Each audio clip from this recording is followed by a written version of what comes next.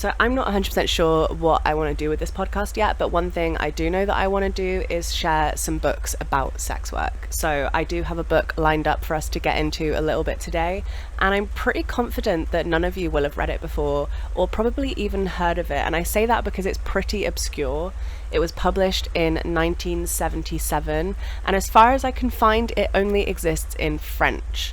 There is no English translation available from what I can see. Or at least there wasn't until about 2 weeks ago when I decided to attempt to translate it line by line with the help of my good friend Google Translate. The reason I found the book and decided to put the work into translating it is because I am currently working on a documentary about the events leading up to and at the 1975 Saint Nizier Church Occupation. And for that, I was really trying to find a sort of day-by-day play-by of the events inside the church, and I figured one of the best ways to do that would be to find something written by one of the women who was inside, and so that is what we have here today. Barbara is one of the co-authors of this book, and she was one of the sex workers who was part of the collective of women, 200 women, who occupied Saint Nizier Church on the 2nd of June 1975. They stayed there for 8 days until they were kicked out and brutalized by the police on the 10th of June 1975. The Saint Nizier Church Occupation also inspired sex workers all across France to participate in collective action, whether that be also occupying churches in their local towns and cities, or striking, or public displays, or whatever it be. And we're going to be going through all of that in the documentary on my YouTube channel when that comes out, which hopefully won't be very long. But at the moment, we're going to be focusing on Barbara and her experience as a sex worker in the 1970s in France, and her perspective of the events leading up to and the events at the 1975 Saint Nizier Church Occupation. I feel that this book offers an incredibly important perspective because Barbara is incredibly transparent about how she feels about the job, the fact that she doesn't like the clients, she finds them disgusting, she doesn't like the job, she wants to leave. But she is also actively campaigning for the right to continue working. And I think that's something that so many people don't understand about sex workers, is that we can hate our job and we can not want to do it, but we still have the right, we still want to fight for the right to legally be allowed to make that decision for ourselves. Before I begin, I just want to start with 2 quick notes. One is that this book is co-authored by 2 people, so it kind of goes backwards and forwards between 2 perspectives. If it's not very clear, I will say Barbara or Christine before I start speaking to make it clear who it is that's speaking, but usually it is relatively clear from context clues because Barbara mostly speaks in like a first-person voice about her experience of sex work, whereas Christine kind of jumps in and then says, Barbara also said this, or Barbara also said that. So it usually is pretty obvious, but obviously because I only have one voice and I'm voicing all of it, I will try and make it even clearer where it isn't obvious enough. The other thing to note is that throughout this book, obviously they use the word prostitute rather than sex worker. Sex worker had not even really been established as a term yet. Barbara refers to herself as a prostitute, Christine refers to Barbara and the other women as prostitutes. Prostitution is the term that is used in this book, and for accuracy to what the book says, I will be using that term. However, I do think it should be acknowledged that the current preferred term within the community is sex worker, and so if you are a non-sex worker coming into the comment section and you want to talk about something within this, unless you are directly quoting something that is said in the book, please try to use language that is preferred by sex workers currently. So this book is called Le Partagee, or The Shared, by Barbara and Christine de Connick. Introduction. One evening, a girl arrived at my home with one of my friends from Lyon. This is Muriel. She needs somewhere to stay in Paris for a few days. Can you put her up? I knew nothing about her. I'd never met her before. Very soon, noticing my typewriter, she said, I'd like to write a book. I have things to say. And Muriel began to speak. Sitting opposite me was a woman describing the prostitute's struggle and the hell they had lived through. The occupation of Saint Nizier Church had only recently been ended by the police. Alongside the profound discouragement, I sensed an equally strong determination to continue the fight. From the very first evening, I refused to reduce her to the social label attached to her. A prostitute? So what? That was more or less my response when the woman the newspapers called Barbara abruptly revealed who she was. It felt as though she were taking a leap into the unknown, perhaps also testing me, assuming I was just another comfortable middle-class woman. But it didn't seem the right moment for questions. I could already see two different people emerging. There was Muriel, who loved cherries, laughing at a drawing on a wall, and complained that her feet hurt. And the next day, on the radio, there would be Barbara, the prostitute, speaking publicly about prostitution, police repression, and the insults she endured because of her work. As our conversations continued, whenever Muriel revealed fragments of Barbara's life, her face hardened and flashes of anger surfaced. Two women inhabited the same person. For months we talked, recorded conversations, and sometimes wrote together. Barbara kept notes of important events in a small notebook, and I asked questions and gathered other testimonies and reconstructed the chronology of the June 1975 uprising. As our friendship deepened, we finally began this book. This is the result of a dialogue between two women, one of whom experienced prostitution herself. It does not claim to provide answers, it simply continues the appeal made by the women of Saint Nizier, who demanded the right to be recognized as women, the freedom to engage in prostitution, and the freedom to leave prostitution without being marked for life. Christine de Connick. Barbara. I love life, the rain and the wind. I love listening to Bach and Vivaldi. I love Jean-Roger Cosimo, Jacques Brel, Georges Brassens, Juliette Greco. I also love Serge Lama and Françoise Hardy. I love my children. Every gesture they make teaches me something new about life. I love my home and cooking for my friends. I enjoy spending an evening reading. I love going to the cinema and the theatre. I love the warmth of friendship. I love giving gifts. I like feeling beautiful for my own pleasure. I love a man. So, I am a woman, just like you. Forgive me for this insult. I am only a prostitute. Chapter 1. I first walked the streets as a prostitute in Lyon in June 1972. At that time, the Hôtel de Passe, short-stay hotels used for prostitution, still existed. The Tonot affair, involving a chief police commissioner accused of profiteering from prostitution, was just about to break. Arriving in the city was anything but easy. I had to find somewhere to live and quickly secure a place to work on the street. As a complete beginner with no recommendations and no one to back me, I knew it wouldn't be easy. After being turned away by several hotels, I finally managed to get a place because one of the women on the night shift was absent. Since 1946, after the famous Martha Richard law, brothels had officially disappeared. But although the law succeeded in closing what Barbara calls prisons for women, nothing was ever put in place to help the women who had worked there rebuild their lives. They were simply pushed onto the streets. The hotels that continued accepting prostitutes created their own rules, based on one principle alone: profit.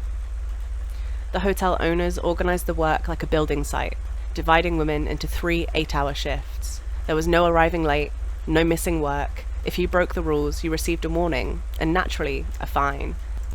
The women running the hotel needed an immediate replacement for someone who was ill, so I was told I would begin that very evening. Inside, I breathed a sigh of relief. At least I'd be working at night. I didn't know if I could have faced doing it in daylight. I was too ashamed. But before I could start my first shift, I had to undergo what felt like an entrance examination. The hotel owner gave me what amounted to a test. She knew that I was new to prostitution and wasn't convinced I would make enough money. Even so, she explained the rules of working in a prostitution hotel. There were these labor rules every prostitute had to obey if she wanted to keep her place. They were more or less the same in every city. The first rule was time. A woman could occupy a room with the same client for no more than 15 minutes. If she stayed longer, she had to pay for another room herself. Some hotel owners watched the clock obsessively and wouldn't overlook even a single extra minute. Since clients usually refused to pay for overtime, it was the woman who had to compensate the hotel owner. Don't imagine luxurious rooms. The elegant wallpaper, satin bedspreads, and gleaming bathrooms seen in films existed only in clients' fantasies. The reality was a tiny room with worn-out beds, faded wallpaper, an ancient wash basin and bidet, a chair, a useless wardrobe, and little else. The decor didn't matter. Only productivity mattered. There was usually a stained bedspread covered with another piece of fabric, an old bar of soap, and a large mirror positioned beside the bed so the client could admire what Barbara sarcastically calls his so-called virility. Hotel owners knew that clients weren't interested in a leaking sink or shabby wallpaper. They hadn't come for the room. For the women, however, the hotel offered an important advantage. It was comparatively much safer than working outside. If a client became violent, they could call for help, and except during the occasional police raid, the police generally didn't bother them. In 1972, a client paid 45 francs, including the room. Of that, the woman received 25 francs. The rest went to the hotel owner. Everything was organised for speed. A skirt pulled up, one stocking rolled down while the other stayed on to save time. This was the reality of hotel prostitution. Some women also performed oral sex for a small additional fee. Not, Barbara says, to please the client, but simply because it was quicker and allowed them to earn more money in less time.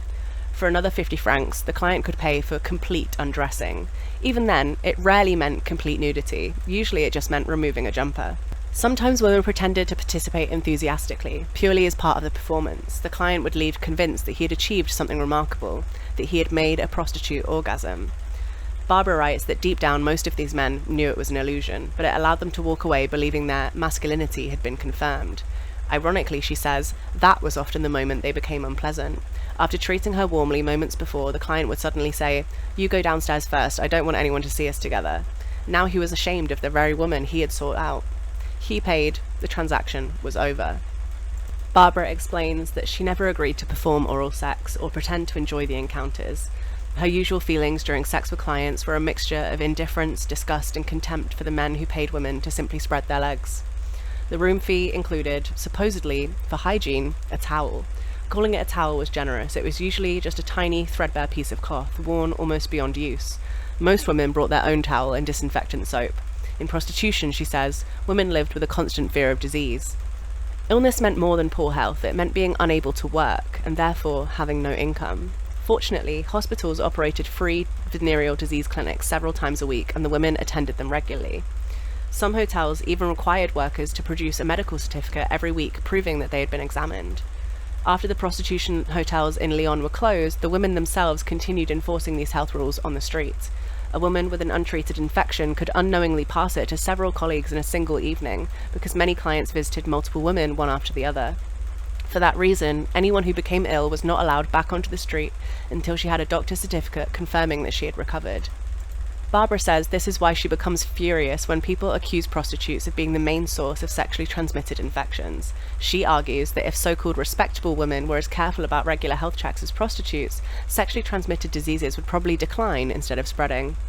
The difference, she writes, is that prostitutes see illness as an obstacle that must be dealt with immediately because their livelihood depends on it, whereas many other women delay seeking treatment due to fear, shame, or denial. It is so convenient, she concludes, to blame prostitutes for everything. She notes that official French statistics published in the Medical Journal on the 18th of June 1975 and cited by Health Minister Simone Veil found that prostitutes were responsible for only 15% of diagnosed venereal disease cases in France. After learning what was expected of a good prostitute, I took my first steps onto the streets of Lyon. Like most people who know nothing about prostitution, I assumed I needed to look like a prostitute. I put on heavy makeup and wore a dress with a plunging neckline. I imagined vulgarity was what attracted clients. Later, I realized I was wrong. A prostitute does wear a disguise, but it's a disguise meant to hide who she really is. In Lyon, most women actually worked in jeans and jumpers. What made them recognizable wasn't their clothes, but their makeup, the wigs, and above all, the way they spoke. Beauty wasn't the deciding factor either. Men might fantasize about glamorous women from magazine covers or sex shop windows, but when faced with a real woman, they often wanted someone who made them feel superior. Barbara argues that many clients needed that feeling of superiority in order to feel sexually confident. She knew women who deliberately dressed less attractively before work than they did in everyday life, because appearing ordinary attracted more clients than looking glamorous. One evening in June 1972 at 6 o'clock, I walked onto the street for the first time. It was just as terrifying as the first time I had accepted money to go away with a man. I remember lowering my head as I walked down the dark little street, paralyzed with fear. I couldn't answer the people who spoke to me. I wanted to be anywhere else. To give myself courage, I had a drink. I quickly realized many other prostitutes did exactly the same. Alcohol dulled the reality of the street work and made it easier to endure. I still remember my very first client. In 3 years of prostitution, he is the only one I can describe clearly. He was a thin, dark-haired man with a mustache. He paid the hotel owner, and I followed him upstairs to my room. I was shaking so much that I forgot the towel I was supposed to bring. Fortunately, he wanted nothing unusual. Everything was over very quickly. I felt almost anesthetized. Every client who came afterwards disappeared from my memory. I erased them all. From my very first evening on the streets, I came into contact with the police. A Citroen 4L pulled up beside me. 4 men got out and surrounded me. I was terrified. At first, I thought they were pimps, the dangerous men that I'd heard about in books and newspapers but never actually met. In fact, Barbara adds, she still wasn't sure she'd ever met a real pimp. When I realized they were plainclothes officers, I actually felt relieved. It was probably the only time in my life I'd ever been glad to see the police. They ordered me to report to the local police station the following day so they could open a file on me. At that time, I had no idea that this was illegal. Barbara points out that Article 5 of the 13th of April 1946 law had abolished the registration of prostitutes in special files. It said, all regulations requiring prostitutes to be entered into special police registers or to report periodically to police services are hereby abolished. Existing registers and files shall be destroyed as a health and social service register is established. I didn't know that then, so I went to the police station the next day. After making me wait for about an hour, the questioning began. They asked, name, first name, working name, age, marital status, address. How long have you been prostituting yourself? Why? Who do you work for? I gave them my real name, and on impulse invented a working name, Barbara. It stayed with me. But I refused to tell them about my children or where I lived. Those things belonged to me. As I answered, the officer laboriously typed everything using just 2 fingers, constantly stopping to correct his mistakes. Despite the humiliation, Barbara remembers finding something almost comical about watching this supposedly intimidating policeman struggle with his typewriter. When the paperwork was finished, they photographed me, front view, profile, a number held beneath my face. I felt myself sinking. Then came the fingerprints. My fingers were covered in ink. Someone handed me a filthy rag to wipe them clean, but it was so dirty it was useless. Everything in that place smelled of grime, boredom, and stale air. Even the employees' uniforms seemed soaked in sadness. Barbara remembers thinking, what an inspiring profession. If people applying to become police officers knew this was how they would spend their day, she jokes, many of them would run away before taking the job. I left the police station feeling deeply wounded and humiliated. From that moment on, I belonged to the state's herd. Everything was now in order, according to the order imposed by the police, the order of abuse of power. That file, that identification number. Even though such records had supposedly been abolished by law in 1946, I feared they would follow me for the rest of my life. Now I really was a prostitute. I was Barbara. I had taken on both the false name and the disguise of the professional prostitute. From then on, I lived 2 separate lives. The woman on the streets, and me. Barbara the prostitute had to conceal her real first name. Neither the police nor the other women nor the clients were allowed to know it. That was how I lived for 3 years. A working name is part of the lie that prostitution requires. On the street, everything is artificial. We become appearances rather than people. We sell an illusion. We are an illusion. No one is allowed to possess the real person beneath it. We display only the shop window, the packaging, not what's inside the box. That small part of ourselves, our private intimacy, belongs only to us. Our bodies may be rented for a few hours, but disguising them helps us reclaim ourselves afterwards. It allows us to return home, not completely broken. The hotel owner decided to keep me on. Then she asked the ritual question, "And your husband?" Normally, women could only get work in a hotel if someone introduced them in exchange for a substantial commission. For me, there had never been any question of finding a protector. I didn't like men enough to give one control over me. So I answered that my husband was somewhere he couldn't get out of. I let her assume whatever she wanted. The pretense worked. After that, I continued playing the role of a married woman. I never went out with anyone. I kept to myself. It worked. No one questioned me or bothered me. I found somewhere to live, a room in a hotel where many of the residents were prostitutes. It was almost like a boarding house. You could even eat there. It wasn't too bad. When I got back to my room after my first evening's work, I emptied all the money I'd earned onto the bed. Yes, I was happy. Happy because I finally had money. I could pay my most urgent debts. I could pay for my children's board and care. For the first time in a long while, I felt secure. I didn't want to think about what I'd had to do to earn it. The constant anxiety of an empty purse had finally eased. But the next evening, when I had to go back to my place on the street, my happiness had already faded. It took all my determination to go back out and earn more money. I tried to minimize the horror of what I was doing, selling my body to men who despised me, men without faces. To keep myself going, I repeated one thought over and over. If we are nothing but sexual organs to them, they are nothing but wallets to us. And so I returned. To the hotel owner, I was a valuable new acquisition.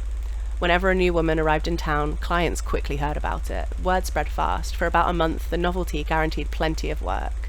That's why hotel owners liked replacing their women every 2 or 3 months. It kept the business profitable. Barbara sums up prostitution with 4 recurring words: livestock, productivity, money, police.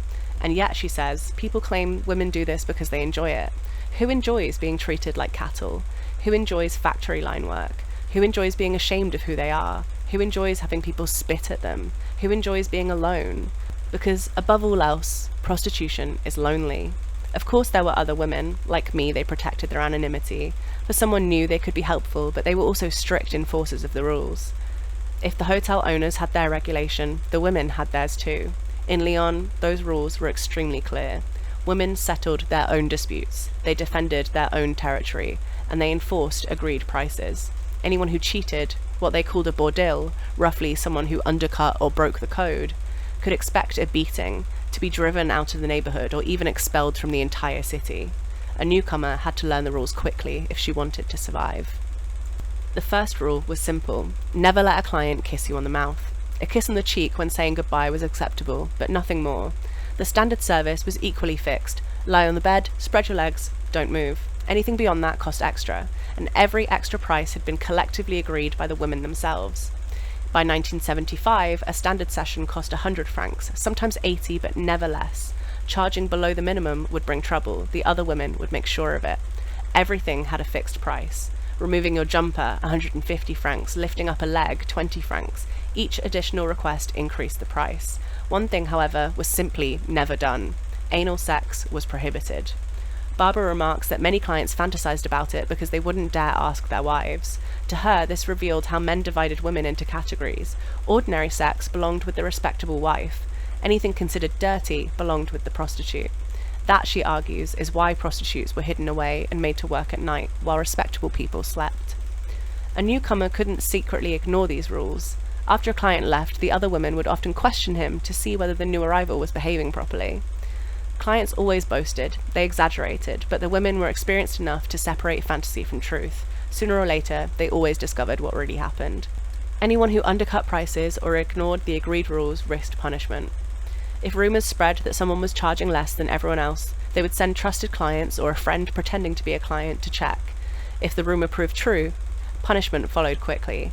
Barbara emphasizes that these disputes were never handed to outsiders. No men, no police, no judges. The women dealt with them themselves. Although there wasn't a formal hierarchy, more experienced women naturally became the people that others turned to when conflicts arose. The most important rule was mutual respect. Without it, Barbara says, life on the streets would collapse under the pressure from police, thieves, and the others who preyed on them. Even so, life was never safe. Whether in hotels or on the street, they remained vulnerable to violent clients, unstable men, and petty criminals looking to rob or intimidate them. Some men tried to extort money from prostitutes. Most quickly discovered they had chosen the wrong targets. Barbara insists that a woman strong enough to survive street prostitution also learned how to defend herself. She always confronted would-be extortionists herself. She never showed fear. If she had arranged to meet someone she didn't trust, she went armed. A woman who organized her life carefully, remained calm, and earned the respect of the other women was usually left alone. Barbara also makes a distinction between petty extortionists and what she calls real criminals.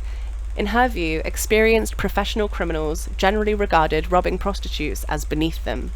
The men who preyed on prostitutes, she says, were usually small-time bullies rather than serious gangsters. Barbara says the greatest danger came from violent clients. If a client attacked a prostitute in her own area, the other women responded immediately. Within a minute, every woman on the street would be there. At that point, rivalries disappeared. It no longer mattered who was friends or enemies. When the threat came from outside, solidarity came first. Their hatred for those who preyed on them exploded without mercy.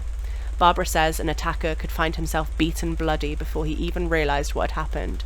Many ended up in the hospital. She says no one felt sorry for them. Too often, violent clients taunted prostitutes by saying, if you're not happy, go and complain to the police. They knew perfectly well the women couldn't. To them, that meant prostitutes were worthless, the fact that no one would protect them. If an attacker was still able to stand afterwards, he could always stagger to the police station and make a complaint. But by the time the officers arrived, the street would look perfectly ordinary. Everyone would have returned to work. No one had seen anything, no one heard anything. The women would even mock the injured man. One might say, "What's happened to you, mate? Did the pavement jump up and hit you? You really shouldn't drink too much, it's bad for your balance. Were you hit by a car? There are some terrible drivers about. Poor thing, you better get yourself to a hospital."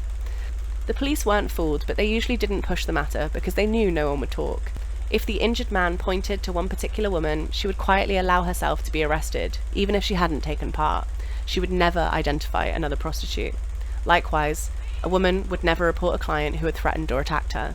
Barbara explains, "The police had no place in our affairs. They interfered enough in our lives already." She also describes another group she despised, police informants. These were small-time criminals who enjoyed police protection in exchange for information. They would pretend to be clients, chatting with the women before suddenly trying to intimidate them if they refused to cooperate. Barbara says she would rather not say much more about them because she found them deeply disgusting. People often claimed prostitutes were heartless, foul-mouthed, and cruel. Barbara rejects that stereotype. Life on the street, she says, leaves little room for tenderness. After constant humiliation by police, clients, and general passers-by, aggression becomes a form of self-defense. It's the only way to survive among people who constantly tell you that you are nothing. She then turns to one of society's greatest contradictions. Prostitution is a necessary evil. That single phrase, she argues, sums up the hypocrisy surrounding prostitution. People want prostitutes to exist because they believe they serve a purpose, but they don't want to see them. Prostitutes remind people of their own sadness, shame, and sexual anxieties, and society never forgives them for that. She concludes that mystery itself is eroticized. A woman becomes shameful the moment she openly represents sexuality. Men want to be able to use her when they desire her, and then erase her from their memory afterwards. The law claims prostitutes can be arrested for an attitude likely to incite debauchery. Barbara dismisses this as absurd. Most of the time, she says, it isn't prostitutes who initiate anything. They don't need to behave in any special way to attract clients. Simply being a woman outside at a certain time of night is enough for men to approach with sexual propositions. Any woman walking home alone in the evening may experience the same thing. So who is really doing the provoking? The prostitute or the client? Barbara's answer is clear. Likewise, she argues, it is usually men who request particular sexual acts or services, yet it is the woman who is judged and despised for agreeing. People refuse to confront their own desires, so they project the blame onto prostitutes instead. Barbara then reflects on sex itself. Making love, she says, is something beautiful. Men have turned it into something dirty. They speak about sex as if it were simply getting a quick shag. She believes many men are uncomfortable with their own sexuality and project that discomfort onto women. Not onto their wives, who are expected to occupy the respectable roles of wife and mother, but onto prostitutes. Society refuses to recognize prostitutes as women. They are treated only as bodies. Barbara asks, if prostitutes are denied the right to be women because they are reduced to sex, does that mean real women are expected to have no sexuality at all? For her, this contradiction lies at the heart of the hypocrisy surrounding prostitution. Society is built on refusing to recognize prostitutes as fully human women. People recoil from the thought that the prostitute on the corner could be my sister. Barbara's response is simple. Why? After only a month in prostitution, she says she had already adopted the emotional armor worn by the other women. She stopped thinking, she drank before work, and she counted her money. When people stared or insulted her, she answered with insults of her own. On the street, she transformed herself into a ball of hatred and contempt. Then she became ill. She spent 3 weeks in the hospital. Alone in a hospital bed, she was finally forced to think.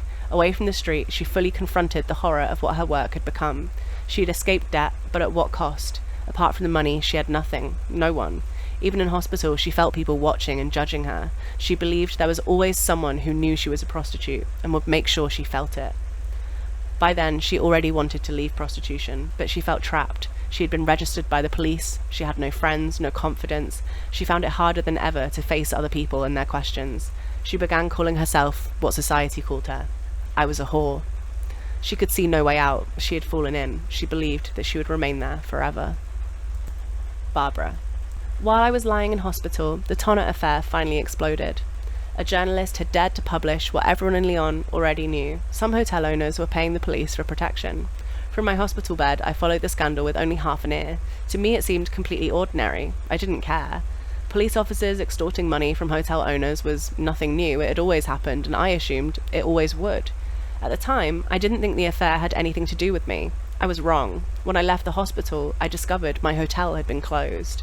The authorities had cleaned house. Police officers had been transferred, senior officials had been replaced, and while they were at it, they decided to clean up the streets as well.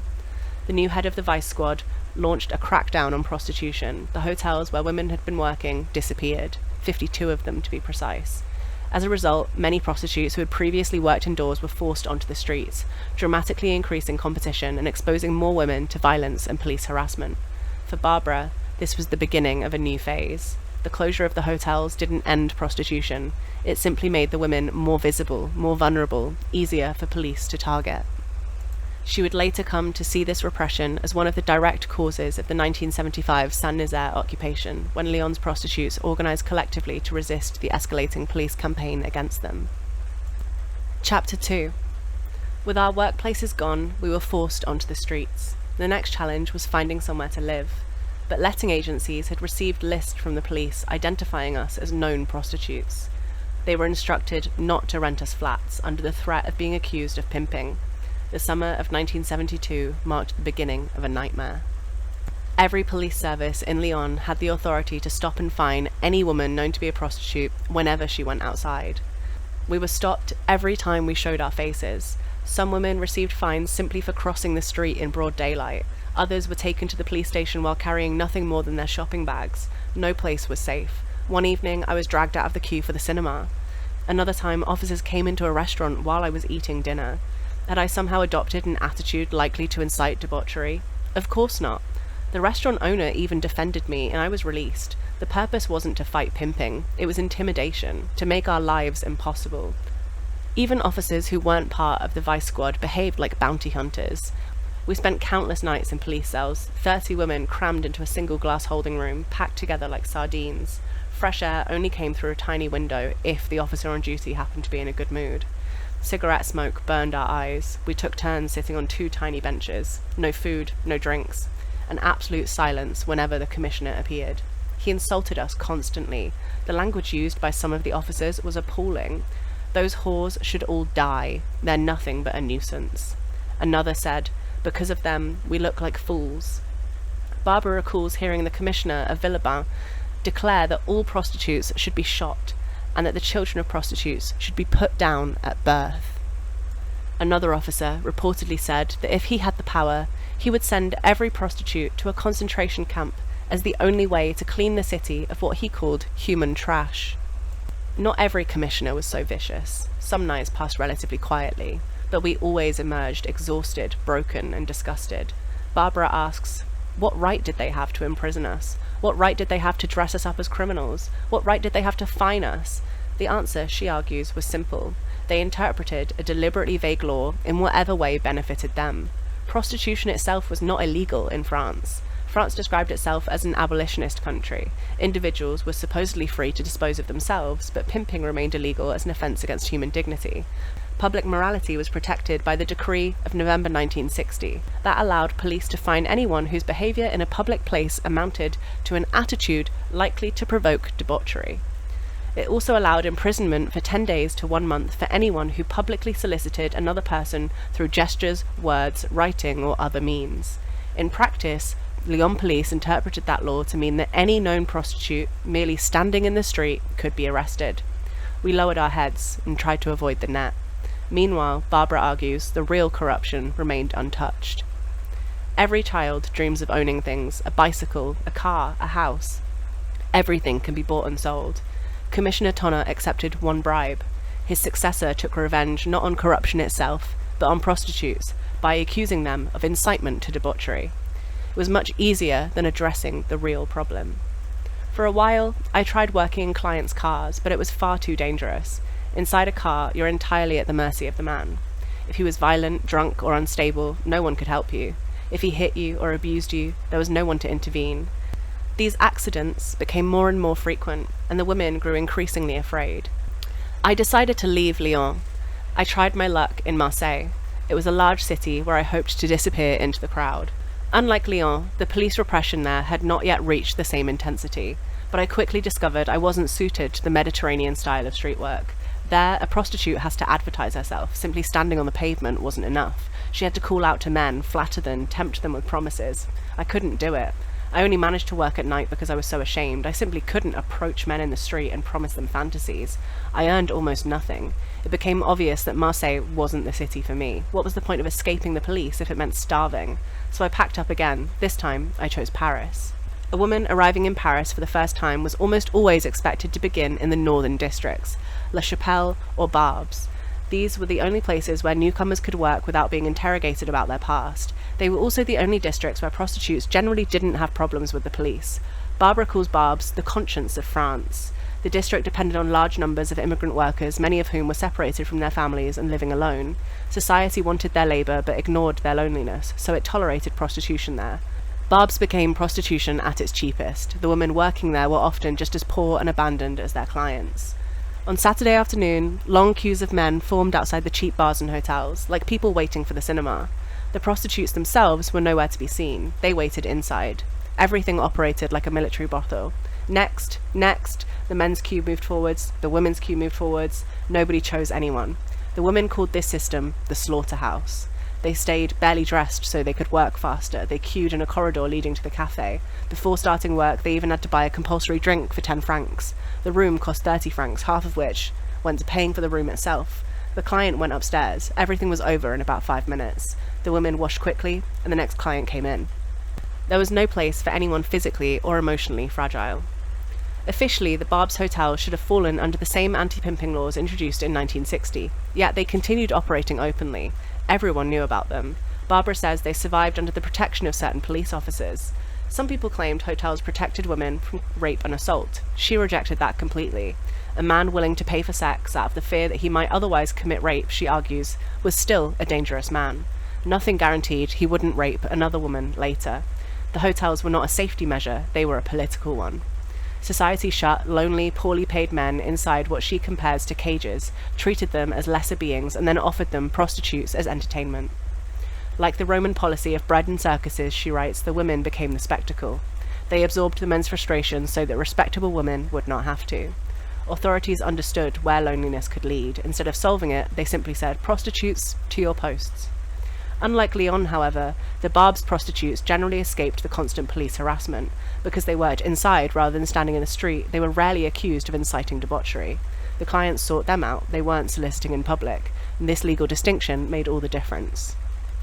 Back in Lyon, I had believed that any public place was dangerous. I'd even been arrested in a restaurant. The difference, I realised, was that Barbes was effectively a district reserved for immigrant workers. It was a world apart from the rest of Paris, a kind of ghetto. Perhaps that was why the women there felt a certain kinship with the immigrant community. Both groups had been rejected by society for different reasons. They met there. Barbara says the clients in Barbes generally showed less contempt towards prostitutes than the men from wealthier districts. They didn't point at them in the street or mock them. Most simply wanted to get on with it. One former prostitute explained it this way. We understood the immigrant workers because we'd suffered in much the same way they had. It made us withdrawn, suspicious, sometimes aggressive. When they came to see us, they were frightened too. They didn't despise us, it was more that they despised themselves. They hardly spoke. Everything happened very quickly because they were terrified of catching disease. You could tell they weren't happy. Perhaps they were thinking about the wives waiting for them back home. Barbara admits, however, that prostitutes themselves often distrusted foreign clients. The women's own rules divided different areas according to nationality. Certain streets were considered for Arab and black clients, while others were effectively off limits. She describes this as an ugly reality. She regrets the racism that existed among prostitutes, but insists it did exist. Apart from my stay in Paris, I had always worked in streets reserved for European clients. If a woman was discovered in a white district with a foreign client, the other women would punish her before driving her out and sending her to the streets where the immigrant workers went. Faced with this racism, Barbara says we can speak of two prostitutions, one for the wealthy and one for the poor. Within the poorer one, immigrant workers and prostitutes occupied the same rung of society. Once again, it was simply the law of money. She also points out that prostitutes, despite being victims themselves, did not automatically hold progressive political views. Many longed only for order, safety, and normality. I stayed in Barbes for only 15 days before leaving. I had reached what felt like the lowest point in prostitution I could reach. It reminded me of the old regulated brothels. It was the future awaiting prostitutes if the state continued creating designated prostitution districts and so-called eros centres. The women there earned slightly more money than those in Barbes, but the result would be exactly the same. Factory line sex, the prison of prostitution. I couldn't endure the slaughterhouse, but hundreds of women did. Sometimes I think if the state were consistent, the Minister of Labour ought to award medals to the women who destroyed themselves there. I even suggested as much, half seriously, during my first meeting with Robert Boulin, the then Minister of Labour, though my remark was met with icy silence. I still believe it. If prostitution is truly considered necessary to keep immigrant workers content, then the women who provide those services are simply carrying out what society expects of them as citizens. When I returned to Lyon, the situation had become even worse. The police no longer waited for us to solicit. Simply being known as a prostitute was enough. The fines multiplied. Some women were arrested several times a day. Many could no longer pay. Debt accumulated. Some lost the little they owned. Others abandoned prostitution altogether, not because they wanted to, but because they could no longer survive the repression. Every morning, we asked each other the same question. How many fines did you get yesterday? It had almost become a competition. Some had 5, others had 10, a few even had more. The amounts no longer mattered. No one could pay them anyway. The point was to crush us. The police also began following us. They parked unmarked cars nearby. They waited. If we spoke to a man, they intervened. If we simply stood still for too long, they intervened. If we walked away from a man, sometimes they intervened anyway. The law no longer depended on what we did. It depended on who we were. Little by little, fear replaced everything else. Some women stopped going out before dark. Others only worked for regular clients. Many became isolated. Solidarity remained, but exhaustion was beginning to show. We were no longer fighting one difficult client at a time. We were fighting the state. Barbara says it was this moment when many prostitutes began to realize something important. The police campaign was not directed at any individual woman. It was directed against prostitution itself. The authorities wanted to make the profession impossible. If they couldn't outlaw prostitution directly, they would make life so unbearable that the women would disappear from the streets of their own accord. Instead, something unexpected happened. The repression had the opposite effect. For the first time, prostitutes began talking seriously with one another about organising. Women who had barely spoken before started discussing their common situation. Conversations that had once centred on clients and police gradually became conversations about rights, justice, and collective action. Barbara says this is where the idea of resistance truly began. Not in a church, not in front of journalists, but in ordinary conversations between exhausted women who realised they were all living through the same persecution. We discovered that what was happening to each of us wasn't a personal misfortune, it was happening to all of us. That shared realisation, she says, laid the foundations for everything that followed. I returned to Lyon and tried to start again. At least I know the city. By the time I arrived, the scandal had begun to fade, the police had calmed down somewhat, and little by little work resumed. Some women tried renting apartments together, 2 or 3 to a flat. It didn't last. They were quickly discovered and prosecuted for mutual assistance in prostitution. Some went to prison. The laws against procuring, supposedly designed to protect women, were being turned against prostitutes themselves. French law defined a pimp not only as someone who profited from prostitution, but also anyone who knowingly helped, assisted, or protected prostitution, or simply lived with a prostitute. Barbara quotes Article 384 of the Penal Code, which provided prison sentence and heavy fines for anyone who knowingly assisted prostitution or cohabited with someone who practiced it. The women only wanted a little security by sharing accommodation. Instead, they found themselves sharing prison cells. Hiring cars was no longer an option either, because landlords and agencies risked prosecution. We were forced back into clients' cars. We had no choice. Some women began buying dogs for protection and training them. Even so, assaults and robberies increased. Barbara explains that clients often became violent for one of 2 reasons. Either they regretted spending the money, or they relieved their own guilt by turning against the woman they had sought out. Before entering the town, they played the charming suitor. Afterwards, they transformed her into the dirty whore, who had accepted all of their fantasies and taken their money. Most men will insist they have never slept with a prostitute. Me? Never. I don't need that. Yet, France had around 30,000 registered prostitutes working at the time. So who were their clients? Monsters? Perverts? Madmen? Barbara rejects that idea. Look around the street, she says. They look like respectable fathers, businessmen, office workers, and labourers. Some are intelligent, cultured, and kind, not the sort of men people imagine. So why do they come? Because prostitution allows them to project onto prostitutes everything society condemns. Vice, filth, laziness, greed, whatever they want. By treating prostitutes as morally inferior, they distance themselves from their own desires. But prostitutes also serve another purpose. Men come simply because they are lonely, when their wives have left them, when they've lost their confidence, when they have no one else to talk to. They come to the prostitute. They know she will listen. She becomes a kind of confessor. She hears everything they cannot tell anyone else. Barbara believes prostitutes often understand these men better than anyone. The moment they leave the room, however, they put their mask back on. She insists that she does not hate clients. After years in prostitution, she feels neither love nor pity for them, only indifference. Their faces blur together. They become impossible to distinguish from one another. I have no desire to convince clients of their hypocrisy. When I speak about prostitution, I am above all speaking to women. Most women are afraid of us. I wish they could understand that they themselves are so often seen through the distorted mirror that men have created. If that mirror deceives us all, it is because men have always wanted to preserve their prestige and therefore their power. The prostitute is society's slave. She is also the boogie woman holed up before... blah blah blah.